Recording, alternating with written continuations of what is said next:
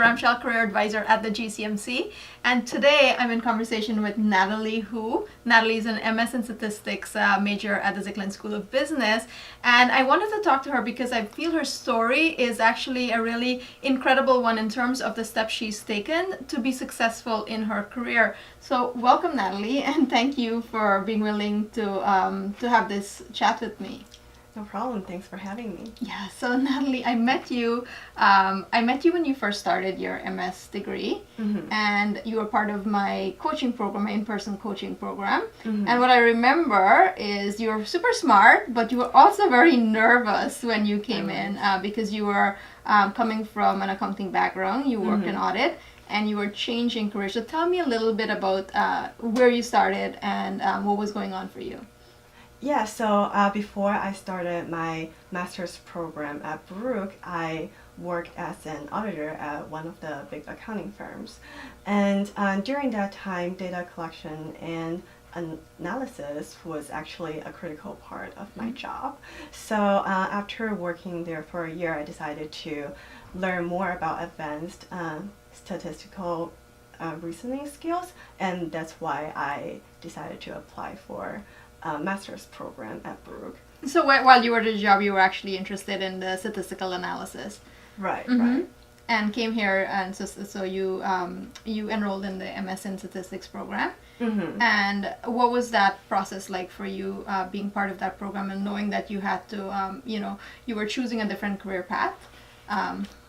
Yeah, so when I first enrolled in the program, I was very nervous because right after I enrolled, the OCR season started. Right, And at that time, I didn't know much about job hunting in this new field or what opportunities there were or how I could prepare myself for those interviews. So that's why I turned to GCMC and I booked appointments with advisors where they told me how I could utilize the resources we had at Baruch and also how I could start building my network. So that was really helpful for me to start preparing for future opportunities in this new field, and that's what led me to the career coaching group. Right, and it's been a year now since you've started your MS degree, and this past summer you ended up at one of the largest banks, and you actually took a job in Hong Kong. Right.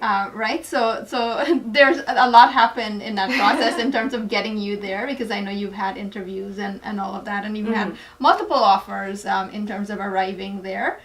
Going back to one of the big fours and working in an analytics type role. Right. So what I wanted to do is to unpack that process because it wasn't always easy. I know we've had actually counseling sessions and even in the coaching group, so where you've had to deal with challenges. So tell me a little bit about some of the challenges you faced in terms of making this career change, and also you're an international student. I just wanted to put that out there for anyone else who's listening who's an international student. What were some of the challenges you faced? So when I first started interviewing with the bank, I was very nervous because I couldn't find much information about that job position online, and I didn't know much about the products and the business that the job will require me to do. So what I did at first was that I reached out to my existing network and LinkedIn to see if I could find anyone who were working in that field and asked them for advice. And the second thing I did was that I went online to read as much as possible about the related financial products that they were working on. And during that interview, it was an eye-opening experience because it was nothing like what I've experienced. So that was the first interview you had with that bank that you ended up at. Right. So yeah. Right. And then they were asking about nothing like what I got asked about during accounting to get interviews. into a big four. Yeah. So after that interview, I was very nervous, but I tried to calm down and replay the whole interview in my head and thought what I did well and what I could have done differently. So I wrote down the things I did and what I could improve. And after that, based on the interview, I received more information about what the team did and what kind of expectations they had for the potential candidates. So based on that information, I identified my strengths and what I could value based on their needs and my past experience.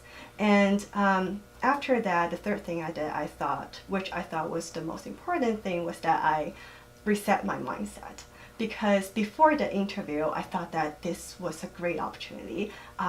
Like if I get this role, that would be great. It's my dream job, so I had to get it. So with that mindset, during the whole interview process, I was really nervous. I tried my best to impress them and prove them that I was the best candidate I could find.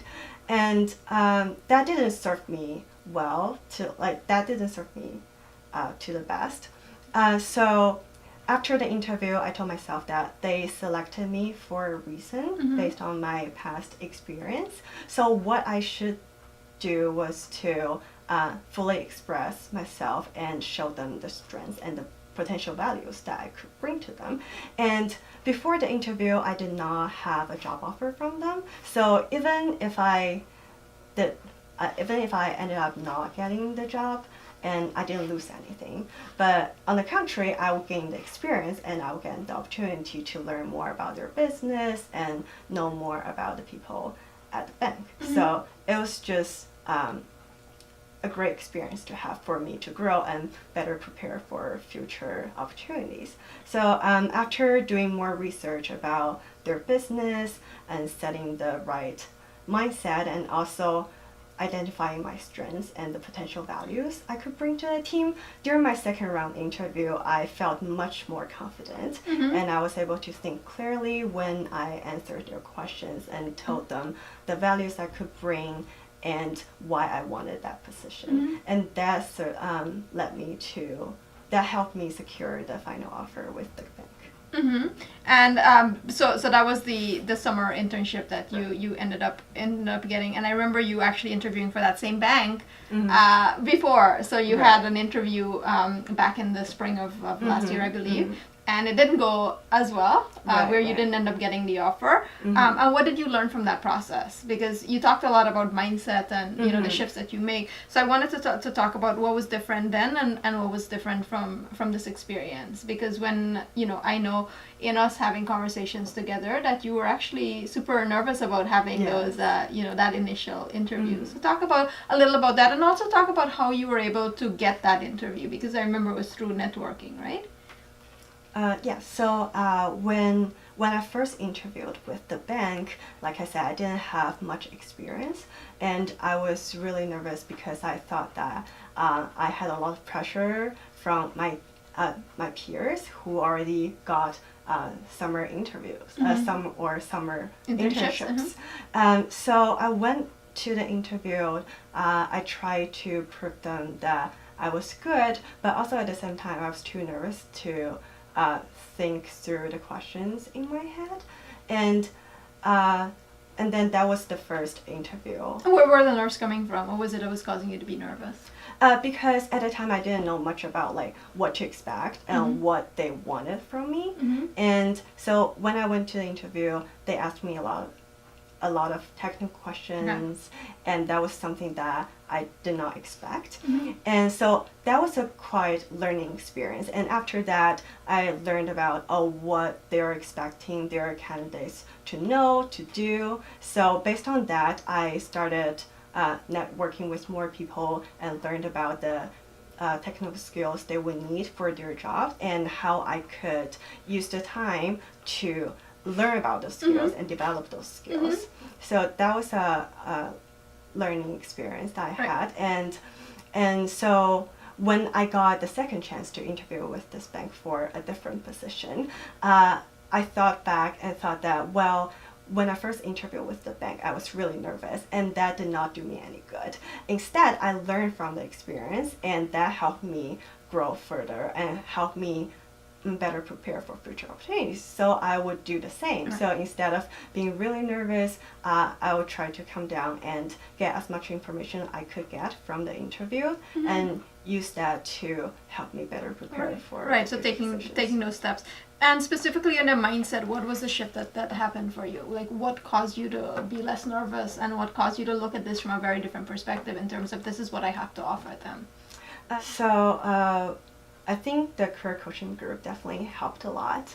And when I first joined the group, I was really confused of what to do, like how could I better prepare for the upcoming hunting season. And I worked with the peers we had in the group, and we shared like common questions and problems and our experiences of overcoming those difficulties.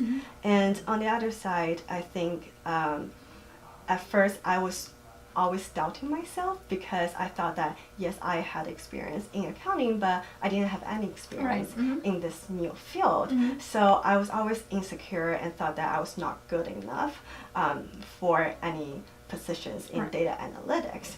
But then after working with you and the group for a while, I realized that I should, instead of focusing on what I'm lack of, I should first look at what you're bringing. First like acknowledge myself, what I could bring to the team based on my experience and my skill set, and based on that I could work on what I'm lack of, like some technical skills or some like industry specific knowledge. So switching the mindset from a negative mindset to a positive mindset and see what I could offer to the potential companies really helped me to feel more confident and be better prepared. Right, and which is what they were hiring you for. And I think one of the great things that you actually ended up doing was leveraging your accounting experience and bridging that with the statistical analysis. So go back and work for, so you accepted an offer from another Big Four, but this time working in an analytics type role. Right. So talk a little bit about how that helped you.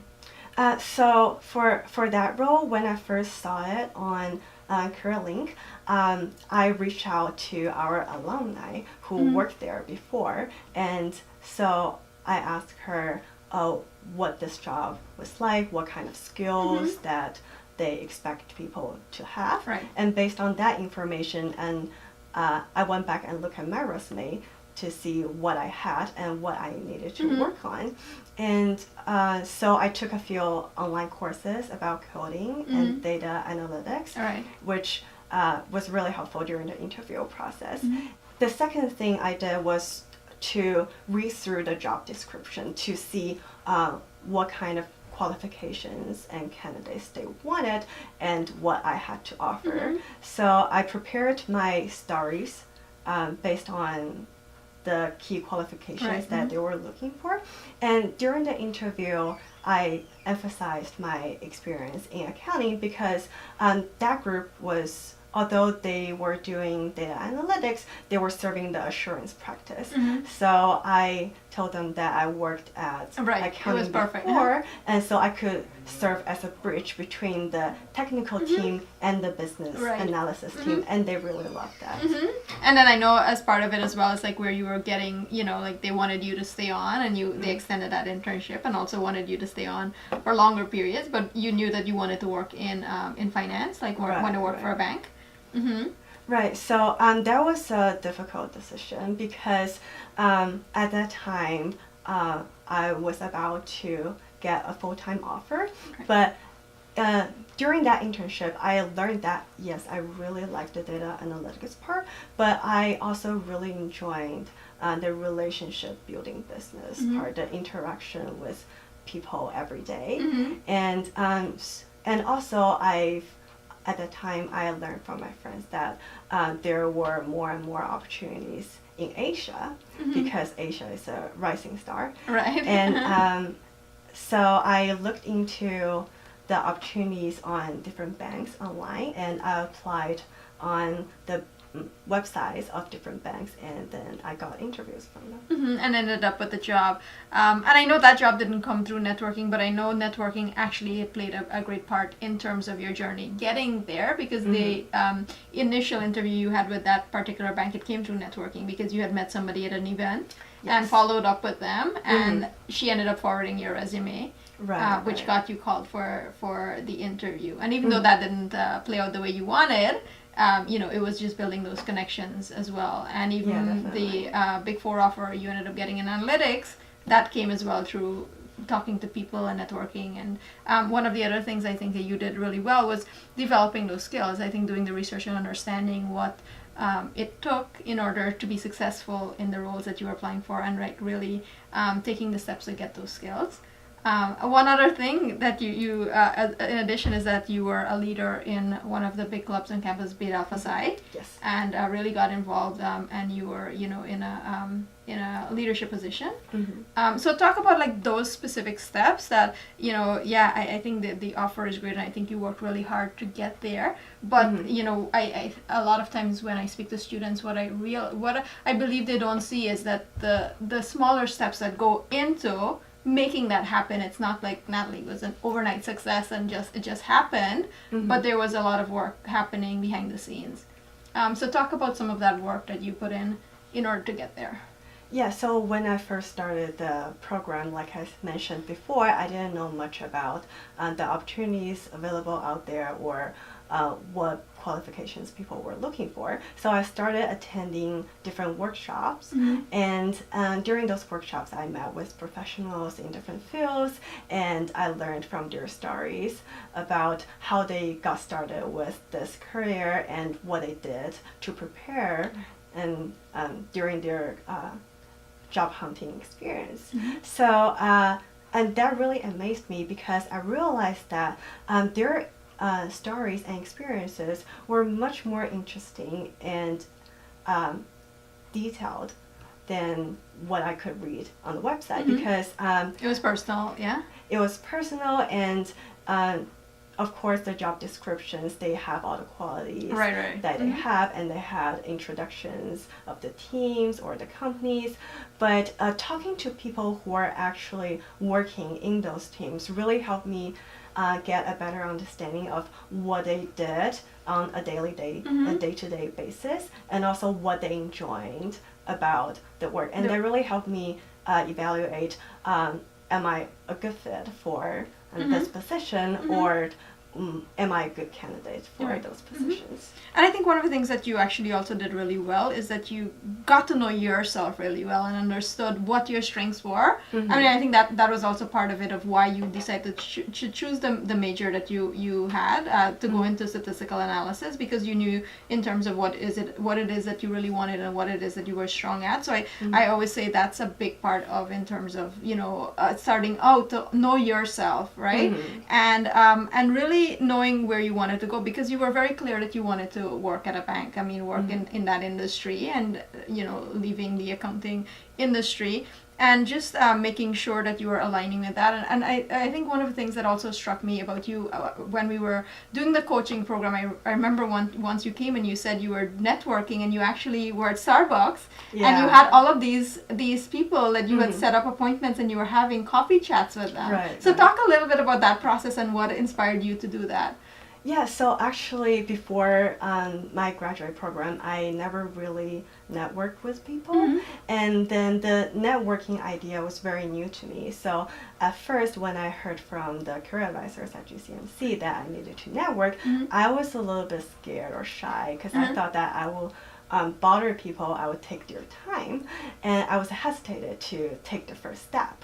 But then during our group coaching session, and I heard people talking about how great their coffee chats went, and what they learned from those information interviews. So I decided to take the first step, and I scheduled my first coffee chat with one of my friends. And that went really well, and then she offered to introduce other people who are in the field that I'm interested with. So that so I just started having more and more coffee chats and phone calls with people, and I also got more comfortable with the whole networking and co-emailing and co-calling process. And that had been really helpful for me to understand, again, like the industry or the teams. And it also made me realize that people were actually really willing to help, and they would love to share their stories. because they probably went through the same process Right. I was before. And I think that's also another big lesson for students, because a lot of times they think they're bothering people or they're taking up Right. their time. In fact, if I feel if you give people an opportunity to help where they feel valuable, you're not going to ask for a job. You're just asking for information and getting Right. advice. And I think that can make people feel really good. Like, I even recommend people to you if they're looking to get, into the companies that you've worked for, to have those conversations, because I know, it's an opportunity for you to give back as well. Right, definitely. Mhm. And what role has the club played in terms of your own development and, even in developing leadership skills? I think joining Beta Alpha Psi was one of the best decisions I Uh-huh. made, because when I first started school, I didn't know any friends at school. So joining a club was a great way to first make more friends and find classmates. And we were studying at our programs together. So it was a great way for us to go through the job hunting Together, right? together. Mhm. And then we hosted events together, which helped us develop some leadership skills and time management skills. Those events really helped us to prepare ourselves for future potential work situations. And the network as well, in terms of networking with your peers and also networking Right. with professionals who you're hosting those events with. Right. So one of the things I also wanted to talk to you about, Natalie, because I know you've been, actively using GCMC. Yes. And, even now that you have this offer, you still come into GCMC, which is a great thing, because I think a lot of students, they associate GCMC with a resume review or a cover letter or, LinkedIn review or mock interview. And you've said several times that you've participated in the coaching program. Yes. I know you've done the in-person coaching program with me. You've done the online coaching program with me. What would you say to somebody who didn't know of this service, or what the impact of coaching is? Like, what would you say is the benefit of doing that and using GCMC beyond the services that they think of when they think of GCMC? So first, resume reviewing and LinkedIn editing are definitely very important. And besides that, I see coming to GCMC as seeking for guidance, because advisors here, they've worked with many students, and maybe some of the students had the questions that I had before, and they were in my shoes before. So when sometimes I wasn't sure what to do, or I wasn't sure if I was on the right track or doing the most efficient thing, I tend to come to GCMC and see, based on their experience. Rather than struggling with this by yourself and Yeah. trying to figure it out, which makes it really hard, yeah? Exactly. And the online coaching group and the in-person coaching groups are also really helpful, because I think it's really important to get feedback from people, and sometimes it's hard to get from like strangers or classmates who don't really know you well. And in a coaching group, we work together, we grow together, so we are seeing each other grow, and we can practice together, and we can give out each other honest feedback to see how we're doing and what we can work on better. And I think Right. that's a very valuable resource. Yeah, and what I saw, in person, the very first semester I held the in-person coaching group, it's the friendships that developed and how people were meeting Right. outside of the coaching group and helping each Exactly. other, and even people got jobs that way by talking to each other and knowing what other people were doing. And as I said, there were so many different steps that you took and experimented, and lessons learned in terms of the quote unquote failures, which I don't think they're ever really failures, because Learning that's experience. required on the on the path to success, because you would not have learned about yourself and learned about the jobs that you were going after if you didn't really take the time to do this. Right. And any other lessons that you would like to share with anyone watching this, and maybe they're an international student, or maybe they're looking to change careers, or maybe they're feeling that the job search process is a struggle. What would you say to them in terms of like really taking charge and taking ownership of their career and making it happen for them? Well, based on my experience, I would say stay calm, make feasible plans. Like you can do 1,000 things at one time, and also really focus on your goals. So stay focused. Yes. Well, thank you, Natalie. It's certainly a pleasure talking to you. It's always great to meet with you and to see the steps you're taking. And I know that you'll be doing great in your career as well. Thank you. And thanks everybody for watching.